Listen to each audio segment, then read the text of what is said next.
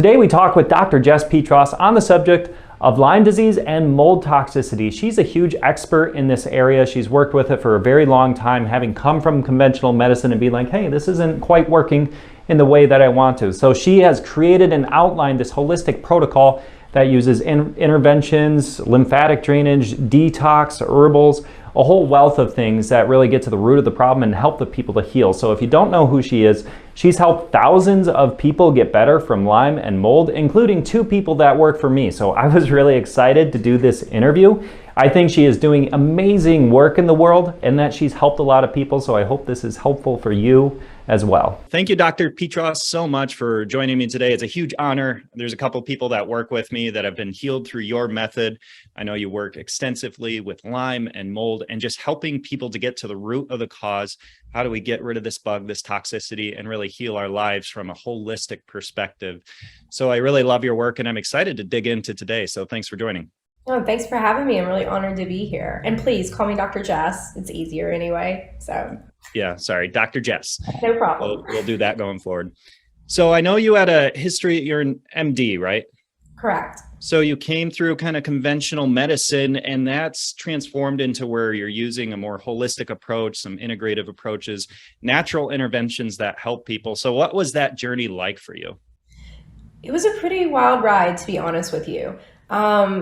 You know, when I was in medical school in residency, you're in an echo chamber. I believed everything that was taught to me. I did everything. I was compliant. But as I got out on my own and worked as a hospitalist, for almost 7 years, I started to just question the system more and more. And it was pretty crazy. I thought people would sort of empathize more with me, and the other doctors were, considered me, a disruptive physician. I wasn't just gonna, be a cog in a wheel, I guess. And so, once I got out and I started to train in other modalities, it was really hard at first because I was making a fraction of what I used to make in the hospital. And I was shadowing people. I was driving an hour each way sometimes to learn and work and make money. And so that was really humbling too, right? As you can imagine, it felt like kind of starting over. I think there's probably easier ways to do it than what I did, but that's my journey. And, now I'm very, very happy that I went through that. Even though it was very difficult for me, I sort of feel like I'm really helping people now.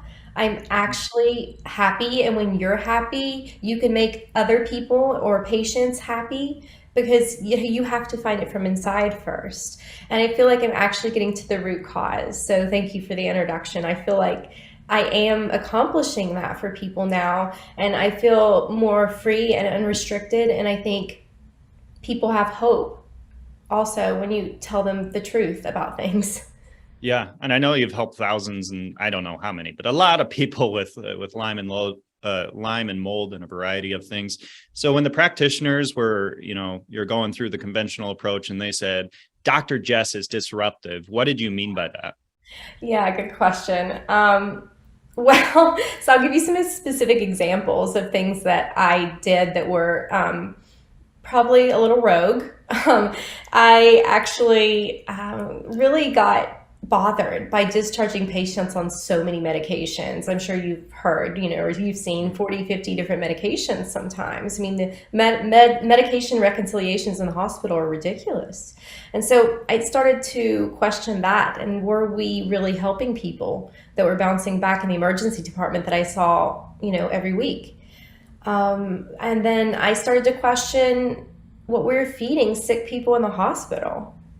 I started to question factory farm meats and processed dairy, and why do we have Coke and Pepsi in the hospital anyway? Why?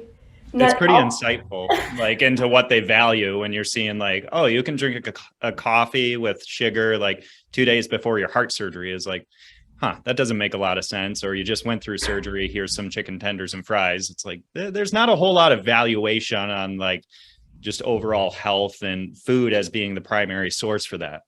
Right. I mean, maybe we should think about bone broth on a full liquid diet. I don't know. So, I just keep thinking, asking these questions, and asking people in the cafeteria, even asking, the doctors that I worked with, and people would just say, oh, the system is just broken.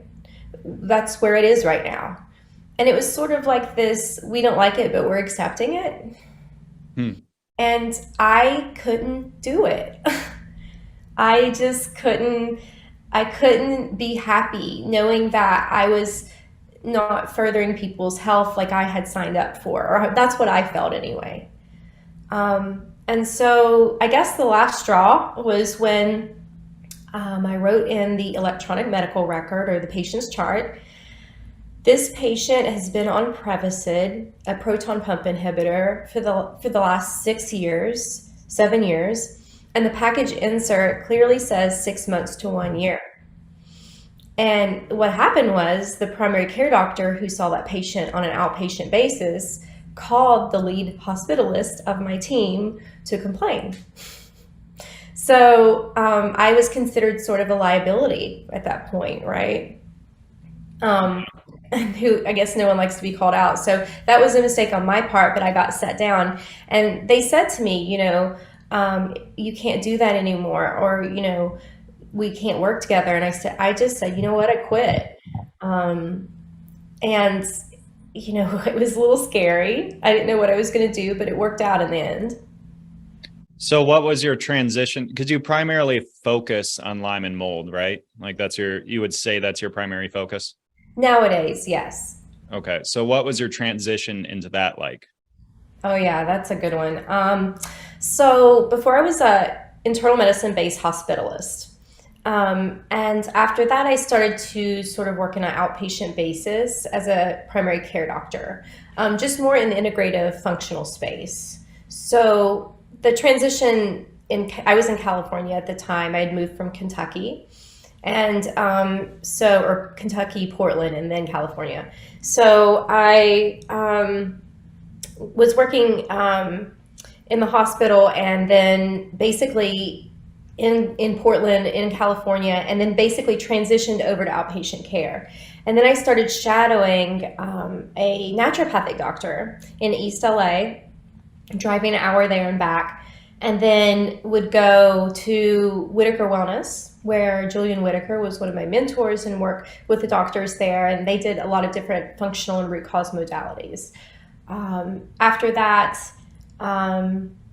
really, I then went to get trained in Ozone, Gerson therapy. So I went to Dr. Frank Schellenberger's Ozone course, and then trained in Gerson therapy, and then finally at the Institute of Functional Medicine. So I kept asking these questions, and I missed something really important when I was working at Whitaker Wellness. And that was a patient who had Hashimoto's. It was a male, Hashimoto's, but he started having, almost these panic attacks on a daily, nightly basis, and wasn't sleeping at all.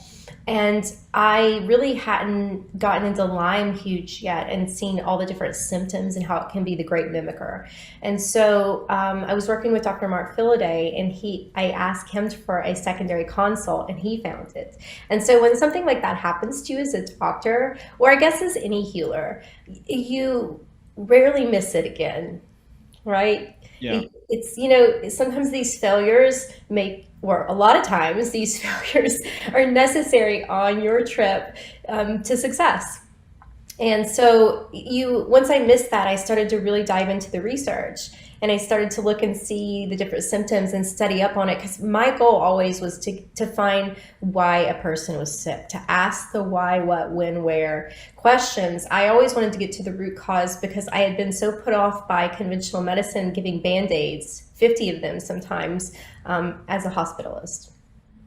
So in your opinion, what are the primary things that causes like a misdiagnosis of Lyme, or just not being able to find it or understand if the patient actually has it? The primary things, first of all, we aren't taught in conventional medicine that chronic Lyme is real. There are many doctors who don't believe that's the case. They believe in acute Lyme and, maybe some symptomatology after that. They would never say chronic Lyme. And that's because the testing is so inaccurate in conventional medicine. We really have The ELISA, which misses, 80%, 90% of patients. And then we have the Western blot, which is a confirmatory secondary test. And it still misses, depending on where the person is in their stages of Lyme, it misses anywhere from 50 to 80% of patients.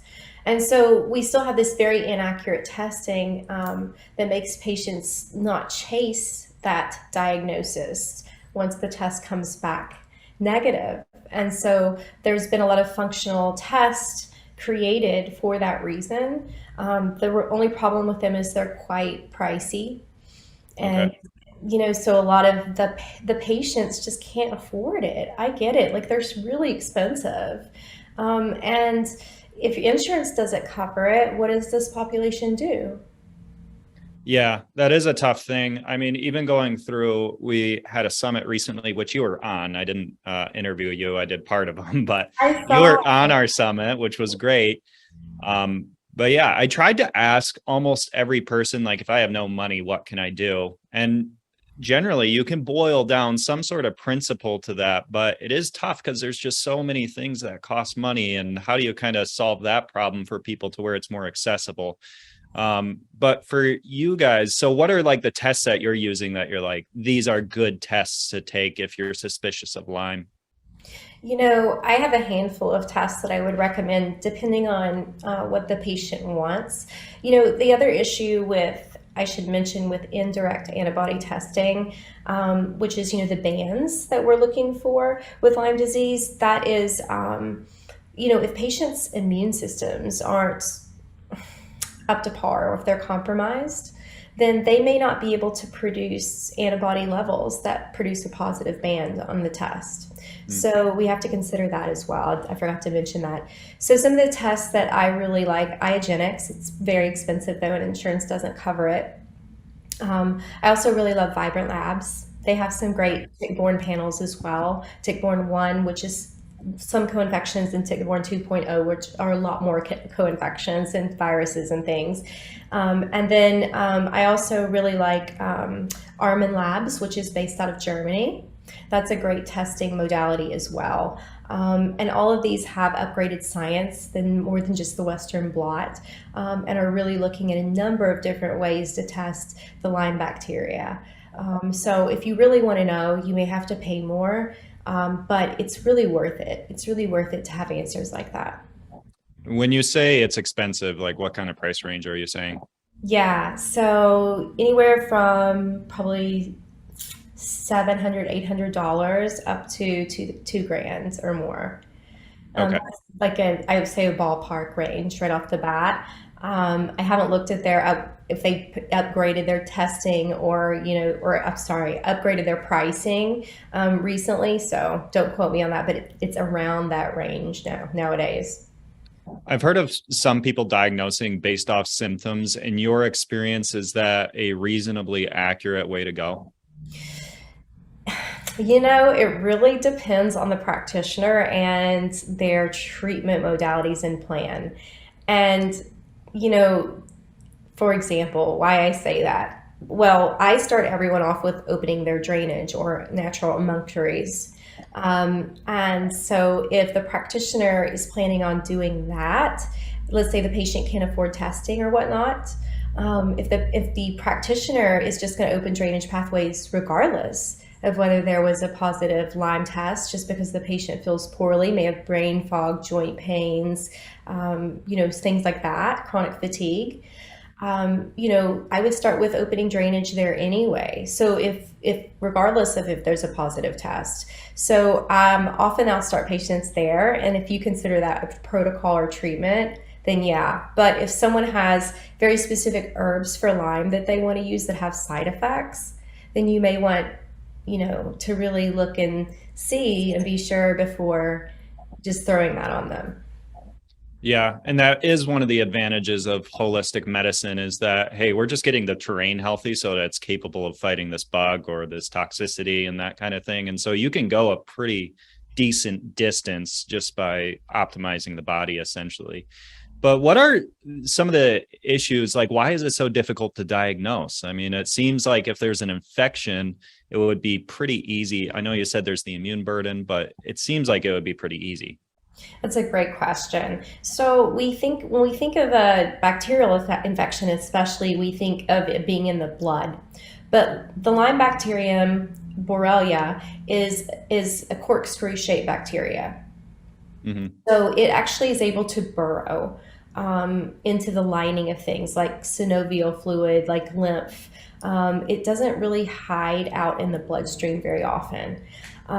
So it's very hard to catch in that manner, especially with a lot of blood work that hasn't changed in, 25, 30, 40, 50 years sometimes. So if you get a new patient, I know you have kind of an outlined protocol and it's different for everybody, but there's kind of like the general principles that you use.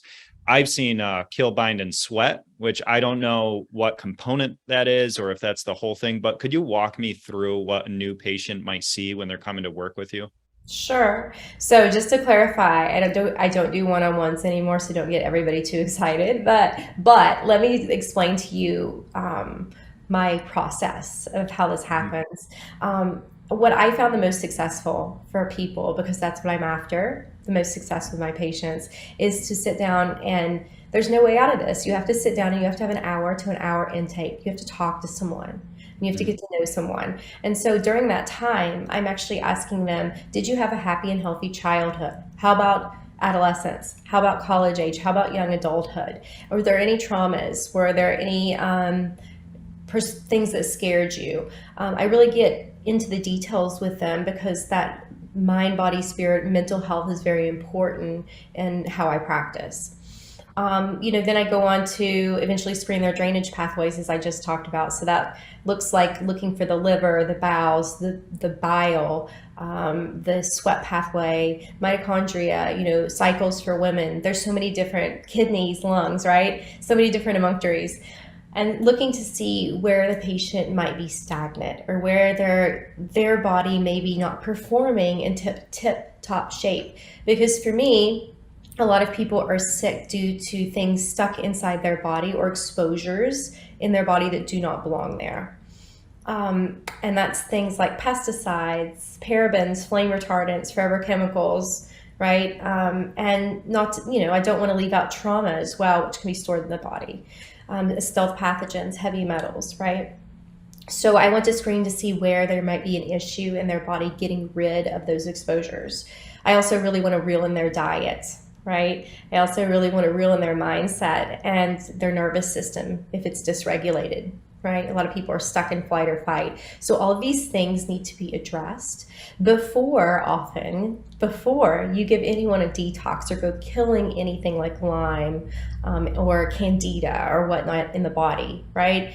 And so that's the first step for me. And that's sometimes, well, all the time, takes at least a month, sometimes 2 or 3 months, depending on the person. Everyone is so bio-individual and unique. It's silly to give blanket medicine to anyone. We need to be Yeah. talking to people, right? Because we're all genetically different and have different experiences which shape our genes. Yeah. And that's so important to look at the mindset too, because that's essentially saying, and I know there's a physiological component to it as well, but I think what really speaks to me is like those mindset, those beliefs that we hold about ourselves and about the world can be huge obstacles to healing. So it's really important to take and address those so that the person can have the correct mindset going into it and actually just be engrossed by the healing mechanisms that they're using. And I think if a doctor is not implementing some of the like identity aspects and belief aspects that we hold that can be negative and burdensome to a person, that they're not doing the full work of what needs to be done. So I love that you incorporate that. Yeah. So that was kind of the intake portion. And then from there, so we're looking at kind of the mindset, spirit, some of the physiological components, some of the history of this person. What are kind of what's the roadmap that somebody takes from there? Right. So, honestly, let's say I think the easiest way to explain this is to give you examples, Okay. possibly. So, most people, if you live, especially in the United States, you probably have a little bit of liver stagnation. This isn't always reflected in an ALT or AST, which are the liver enzymes on blood work. Sometimes you can screen people by saying, how well do you tolerate caffeine or coffee? Do you become jittery, nervous, and lightheaded after you drink it? Is there a limit? How about alcohol? Do you have a 2-day hangover? Are you sick every single time that you drink? These are very, very important questions to ask people to make sure that their liver is not stagnant. And last but not least, how do you do if I was going to ask you to fast? For 12, 24 hours, just do a water fast. Would you be irritable, jittery, hangry, all those things? That is liver's job to break down glycogen into glucose to sustain you in between meals. So these are all things that can be added together with a person's intake in an hour long to see if that's a problem with the liver. The other thing is, the bowels. Are you constipated? Do you not go to the bathroom but every 2 days, 3 days, 4 days? I bet you're exhausted and anxious and depressed because you're holding on to toxins. Right? So I can't give anyone a detox to get rid of their pesticide exposures or, their heavy metals or whatever else may be in the body that's causing stagnant drainage, because we all have these exposures. And that's what clogs things up. Another example would be someone who has gallstones or sludge in their gallbladder. That's stagnant bile. We literally watch it get thicker and form stones. So, what is non-alcoholic fatty liver disease? That is a stagnant liver. That's 20 to 30% of the population. And we know some of the things that cause it are high fructose corn syrup and mercury. So we know that we can remove those things from the body. So, these are important things to address for people, but to see what their body can do. So after that, I would say, okay, you need a liver cleanse, or we need to open your bowels up, right? So then I would do things like I call extracurricular activities with people. And these are things like castor oil packs on the liver or the bowels. Castor oil helps increase natural killer cell movement. It also helps increase bile production and movement if over the liver, gallbladder, meridian too. This helps people go to the bathroom if they're constipated.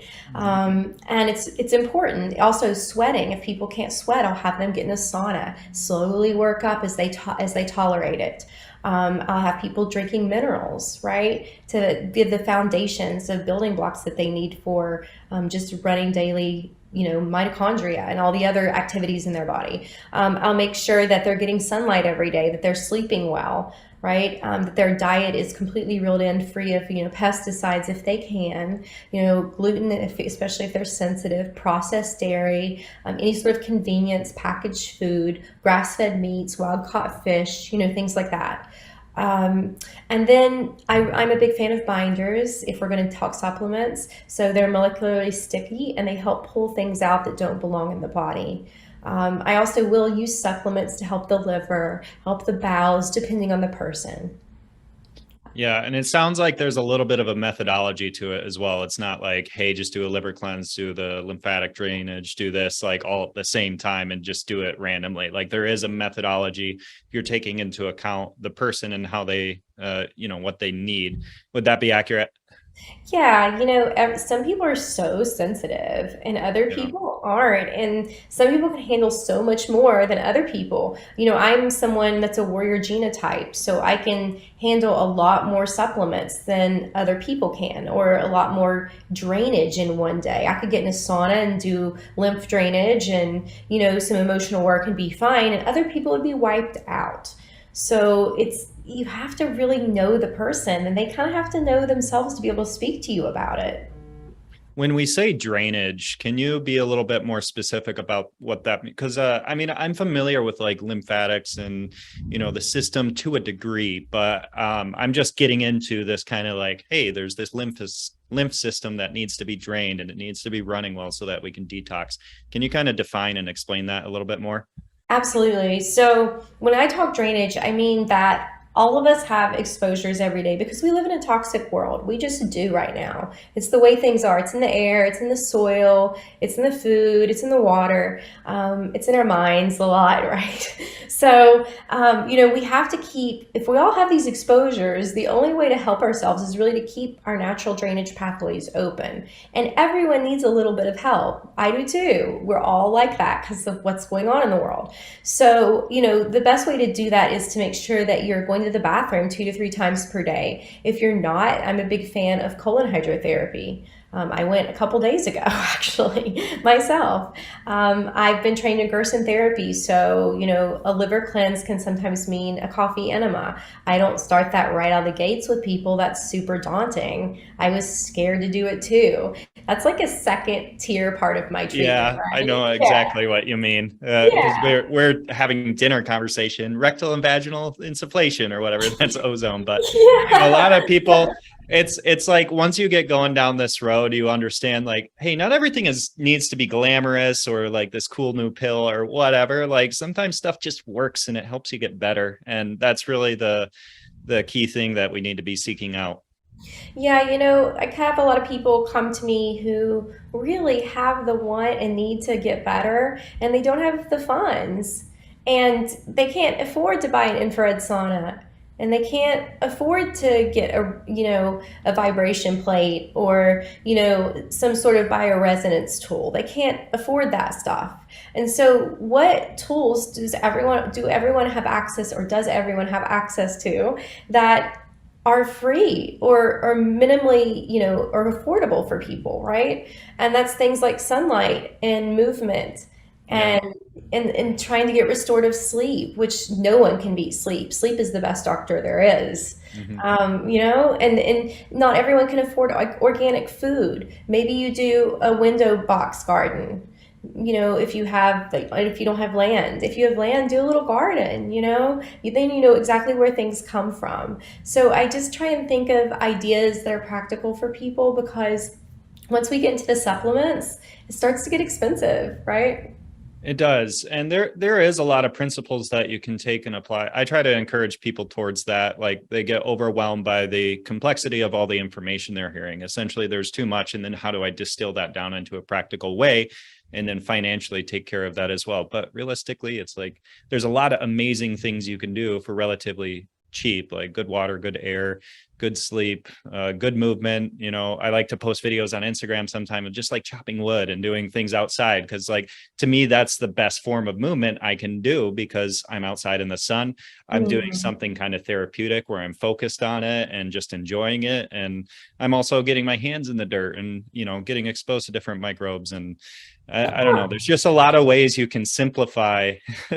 You're like, convinced me. I think I want to chop wood now. Like, you're right. I mean, it's just an example, but gardening or whatever it is outside, I think is great. And for me, like I like doing that kind of stuff. So, but I think you can take the principles and attempt to simplify them. And a lot of times there can be really helpful solutions that at least get you started. If it doesn't get you all the way, it'll get you pretty far if you do them well. And I don't know, it's just a lot of those simple things that are the fundamentals we forget about. I completely agree. And if that doesn't work for people, sometimes I'll go into, trauma work or getting into parasympathetic mode, right? That can go pretty far for people too. But often people have, pathogenic invasions that they need help with, often. Mhm. So you can do a lot of this stuff to help reset your body back to homeostasis. So once you go into the detox, you're not going to reel from it as much, right? You're not going to have those healing detox reactions as much. Phenomenal. Well, I want to dig a little bit into ozone therapy, because this is an ozone therapy channel. And so I'm kind of tied to talking about that because I created it like 8 years ago, even though I'm trying to grow a little bit more broadly now. But what's your experience with ozone therapy, and why do you intermix this with the other things you're doing? And then are there people you don't do it for? Ozone, yeah, I love ozone. It's amazing. I've had it help so many people in so many different ways. Like you mentioned like vaginal, ear insufflations, things like that. Rectal insufflations actually can go really far. People kind of underestimate the power of those, but they get the medicine kind of right where the problem may be for certain people, right?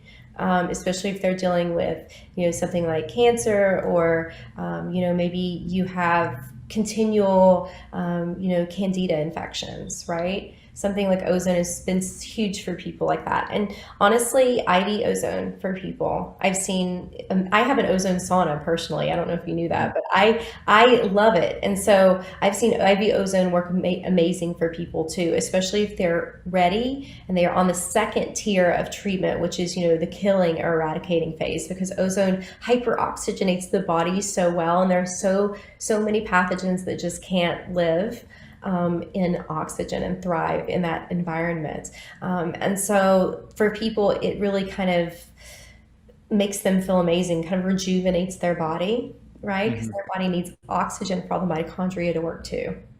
So I love it. Yeah, it's been phenomenal. I think the thing that blows my mind about it the most is like I had this call the other week that was amazing. It was for something else business related, and she happened to be a client of us in the past. And so we were talking about some stuff, and she brought in her 2 kids and then started to cry and then said, I was infertile. I found your stuff 7-8 years ago, did everything I could. And because I found your stuff, like, these are 2 kids I have now. And then I started to cry, and it was so cool. But it just blows my mind, the versatility of like what it can be used for, be it that the microbes or infertility or a skin infection or different things. So it's really incredible. I didn't know that about infertility. Like, you just kind of taught me something. Yeah, I wouldn't, I don't feel confident enough to say, if you're infertile, do this. But I've had a number of stories like that. So they're more anecdotal. But I think what it's doing is that it's helping with the immune function there and correcting some things going on. So that's kind of my theory on it. I haven't gone too deep into it, but there's not a ton of literature. And I usually try to err on the side of literature because I'm not a clinician. I wonder if, they are, living in something like mold, and mold really suffocates oxygen in the body. So a lot of people can't get into the Krebs cycle. They go into glycolysis, but then they don't have enough oxygen, right? You have to have a couple oxygens to go into the Krebs cycle to make 32 ATPs, right? And so if they don't, they have a lot of body pain and fatigue, like fibromyalgia-like symptoms. So lactic acidosis type stuff. So if you provide oxygen, you're really turning their mitochondria back on, and the oocytes, the ovaries, have some of the most mitochondrial need of any place. So I bet that plays a role too. That's wild. Yeah, I mean, it's like some of the aspects we understand on like the mechanisms of how it's working. And then I get all these stories of this stuff, or like a stroke patient that was paralyzed. Her name was Amber, couldn't talk, and started doing ozone. And now she can talk and do daily life, and she's a mother and a wife, and she has her life back. And it's just so incredible to be associated with something like that. It's really cool, but it's absolutely incredible how our body can respond to these things, and it can be helpful in. But I don't understand the mechanisms of why. I'm just, these are stories I get, and I usually don't even mention it on videos like this, because it's like, I don't want to sound like, oh, this is curing all sorts of stuff. But like behind the scenes, what I'm seeing is just, it blows my mind. And I usually stay a bit more middle of the road, saying like, here's the literature, here's what it's saying, here's where we're at, here's some anecdotes on it, and that kind of stuff. But yeah, I'm super honored to work with it. Could you speak a little bit to Herxheimer reactions, what that is, and just how you work around that with ozone? For sure. So Herxheimer reactions, I mentioned what they were, which are healing detox reactions earlier, but that's the official name of it. Somebody named himself after this, exactly, is what happened. And Herxheimer reactions are something I really try to avoid for people because healing detox reactions are not fun. They really make people want to quit a detox or whatever program you're doing with them. And sometimes diet is enough to cause Herxheimer reactions for people. If they're really, really sick, or they've been on the standard American diet, they haven't experienced fruits and vegetables much anymore. I mean, I've personally seen it. So even nutrition can cause it for some people. Binders can do it, right? Even sweating can do it for some people, depending on how chronically ill they are. And so when they have these Herxheimer symptoms, they kind of feel like sometimes they have the flu. They'll feel achy, have myalgias, muscle tenderness and aches, kind of like you do with the flu. They may feel queasy or nauseous. A lot of people get headaches. If you tend towards migraines, that can happen for people. Sometimes if we're doing like a gut cleanse or something, people will have, I've had people get actual candida infections when I'm doing like a candida cleanse with them, because it's literally coming out of their body during the detox. It has to come out somewhere, right, guys? So people will sweat, black on the towel in a sauna, Mm-hmm. and so, yeah, it's like kicking up dust at the construction site, I like to say. And that really, the body, when it sees something it missed, it reels from that. Just like if you missed work or a presentation, you would reel from that. It wants to say kill, kill, kill. And it's our own body that makes us feel this way during a detox. So what are kind of some of the steps you take to hopefully avoid it? And then if it happens, what you do from there? Yeah, so I mentioned it earlier, opening drainage pathways or emunctories are really what my go-to is. And that's because if you open the body up where it's stuck and it can't release things, a lot of people tell me they can't sweat. You know how many things in the studies can be released in sweat, like PCBs and certain types of heavy metals like mercury, cadmium, things like that. A lot of these industrial toxins can be released through our sweat. If you aren't breathing deep, your lungs aren't able to detoxify toxins and release them, right? If you're shallow breathing all the time, if you aren't pooping, you aren't releasing. That's the whole point of going to the bathroom, you guys. Releasing toxins. Yeah. It's the whole point. And so, if you aren't doing these things, you're going to we start killing things off in the body or eradicating pathogens or anything else that we're detoxing there. Your body is going to see it because it's going to kind of peel back the layer of the onion, and it freaks out a little bit, causes a fever, causes rashes, causes nausea, right? All these different things that can happen depending on where the toxin or pathogen lies in your body.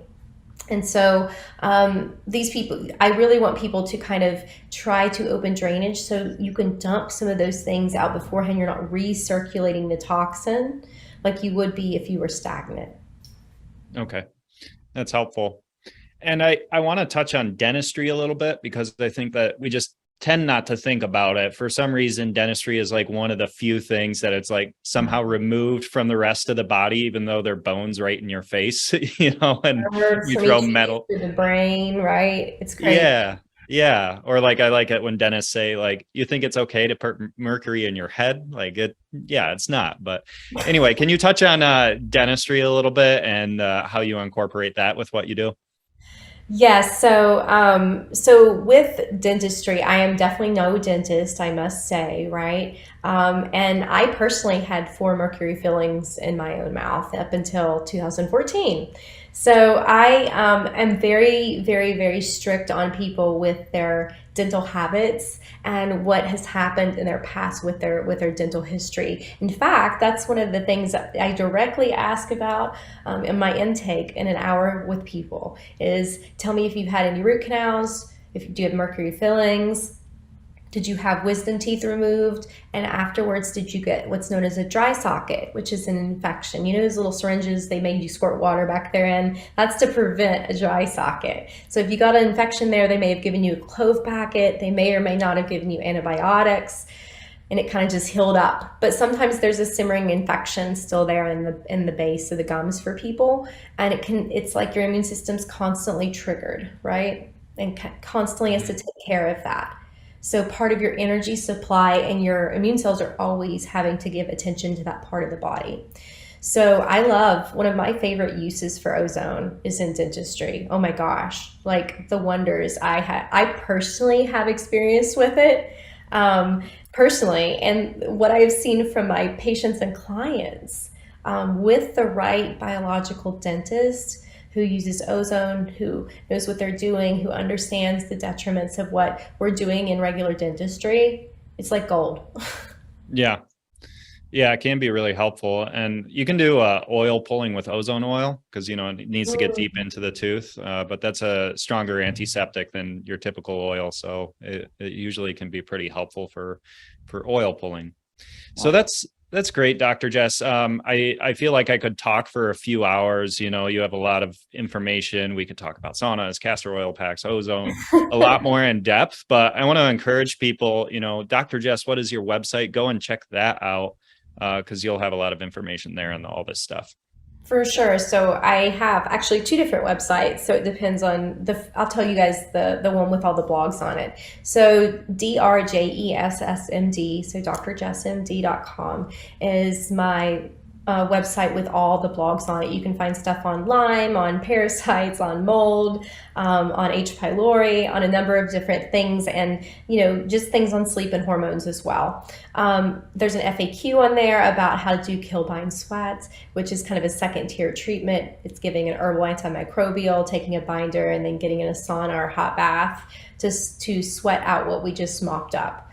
There's a whole how-to, who's contraindicated to do that and who isn't, on there as well. And then I answer a whole FAQ as well that people ask me on Instagram, and I answer all the questions on the website for them. My other website is app.drjessmd.com, and that is Wellness Plus. That's my membership site. So there we have a variety of different things to teach people how to learn to be their own best doctor. Okay. And what is your Instagram? Oh, Dr.JESS.MD. Okay. Perfect. Is there anything else you want to add, Dr. Jess? Yeah, I just want to give people hope that if they are really struggling out there with a chronic illness, a lot of them are preventable. And remember that we like to label things, and so it's important not to latch onto that label and to let yourself grow and change, because I found that a lot of labels or diagnoses that people have been given aren't a forever sentence. They're not, they can be drastically improved. Autoimmunity is an example, and sometimes put into remission. And especially if you can find the root cause, which often isn't the diagnosis they've been given. So I just kind of want to give people hope that if you're struggling out there, there's sometimes keep looking, keep researching, because you'll find answers. That's so important. I had a call this last week. It was this girl who found me on Instagram. We have the same back injury. And so she just got it. And so she has like tingling in her feet, barely can get out of bed, barely can do stuff. And then I'm like, oh, I have the same injury, but I'm doing all sorts of stuff. And so it was like walking her through just a lot of like because your mind is telling you like you need to fix this, and there's a lot of ground we need to cover, and it creates all this doubt and uncertainty. Will I ever have my life back again? Will I ever be able to do this or that? And really what she was looking for was just confidence and like, hey, there is a good path. Things are a little bit different. I can do 98% of what I did before. I don't do super heavy weightlifting anymore and like a couple things, but I'm totally fine without that, honestly. And as you get better, your life just adjusts, and you learn the things you need to do that are right for you, and you do get better. It just takes time, and you have to be patient and look out, a year, 2 years, 5 years, not 2 months, because that's not enough time. It takes a while. It does take a while. It's like peeling an onion, I always say. There's layers to it. Yeah. Awesome. Well, this has been a fantastic interview. Thank you so much, Dr. Jess. I really appreciate it, Mike. I've been honored to be here. Thank you for having me. A little bit, but please tell me, because I'd love to hear people's stories and how they started and how they got where they are. Well, I know a lot about you. I'll preface with that. Okay. I followed you a little bit. Two of the people that work for me have gone through your program and healed themselves using it. So they're huge believers in that. And I've just known, I've seen you around in a lot of different stuff. So I have a pretty big awareness of who you are and what you do. From my end, so I got into ozone therapy like 8 years ago. And so I have a company now that creates, designs, and sells ozone therapy equipment. So that's primarily what creates most of the income. And then peripherally, like I have a summit. The Instagram is more just like a personal brand building thing, but the summit and then a couple things. How did you start? Yeah.